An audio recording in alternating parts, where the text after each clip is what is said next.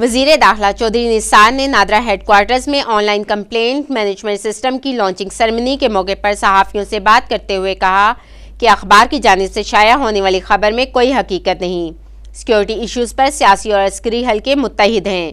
इस मामले पर तल्खी तो दूर की बात, कभी दो राय भी नहीं हुई।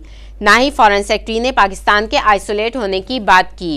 इंक्वायरी कमेटी बनाने का मकसद सिर्फ सियासी दुकान चमकाने वालों के अज़ाइम को बेनकाब करना है। उन्होंने कहा कि अमन आमा के लिए कानून को हरकत में लाना ज़रूरी है। जो लोग मुल्क में इंतशार फैलाना चाहते हैं, उन्हें अगर लगता है कि मैं डिक्टेटर हूँ तो मैं अपनी जगह पर खड़ा हूँ। अगर कोई लॉकडाउन या इंतशार फैलाने आएगा तो कानून अपना काम करेगा। धरने और जलसे की इजाज़त है, लॉकडाउन की नहीं।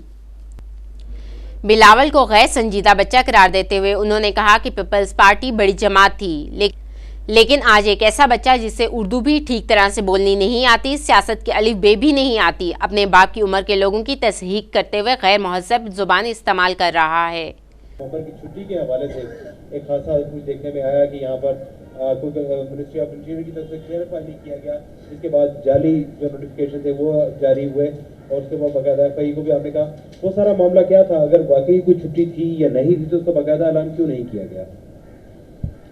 राणा साहब, जब गैजेटेड छुट्टी नहीं थी तो ऐलान करने की क्या जरूरत थी? पिछले साल नहीं थी। ये फैसला वजारत दाखिला ने किया, वजीर आजम की मंजूरी ली। मैं बतौर वजीर दाखिला ये समझता हूँ और यही केस मैंने वजीर आजम के सामने रखा कि पाकिस्तान में छुट्टियों की बहुतात है, हमें काम करने की आदत पड़नी चाहिए। तो चूंकि वो